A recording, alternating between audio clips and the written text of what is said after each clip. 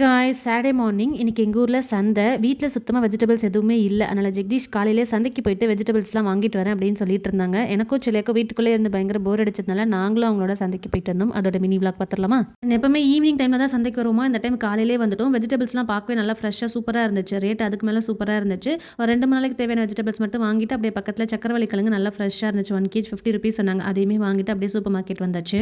எப்பவுமே சூப்பர் மார்க்கெட்டில் இந்த சின்ன வெங்காயம் பெரிய வெங்காயம் கொஞ்சம் பல்காக வாங்குவோம். சந்தையை விட கொஞ்சம் கம்மியாகவும் இருக்கும், ஃப்ரெஷ்ஷாகவும் இருக்கும். அது வாங்கிட்டு அப்புறம் 1-2 பொருள் மட்டும் வாங்கிட்டு வந்தோம். நாங்கள் வாங்கணுமோ இல்லையோ செல்லியா இஷ்டத்துக்கு எல்லாத்தையும் எடுத்து கொடிக்கல போட்டுக்கிட்டு இருந்தான். இந்த சீருக்கு மட்டும் எப்பவுமே வீட்டில் இருக்குமா, எப்பயாச்சும் செல்லியாக்கு கொடுப்போம். அது அங்கே கடையில் பார்த்துட்டு வேணும்னு சொல்லி கேட்டானோ, செல்லியா வீட்டிலே இருக்கு வாடா அப்படின்னு சொல்லிட்டு கேட்கல. டேரக்டாக ஜெகதீஷ் கிட்ட எடுத்துட்டு போய் கொடுத்து பில் போட்டு அங்கேயே ஓப்பன் பண்ணி சாப்பிட்டாச்சு. இன்னைக்கு சந்தை அப்படின்றதுனால நிறைய கோழி ஆடு இதெல்லாம் வித்துட்டு இருந்தாங்களா. நாங்கள் இந்த கலர் கோழி மட்டும் பார்த்தோம். பார்க்கவே செம சூப்பராக இருந்துச்சு. ஒரு கோழி குஞ்சு வந்து 10 ரூபாய் அப்படின்னு சொல்லியிருந்தாங்க. 2 மட்டும் வாங்கிட்டு வந்தோம். வீட்டுக்கு வந்ததும் கோழி குஞ்சுங்களுக்கு தண்ணியெல்லாம் கொடுத்து சாப்பாடெல்லாம் கொடுத்தோமா. அந்த செல்லிய கோழி குஞ்சு 65 ஆகிற வரைக்கும் விட மாட்டோம் போல இருக்கு.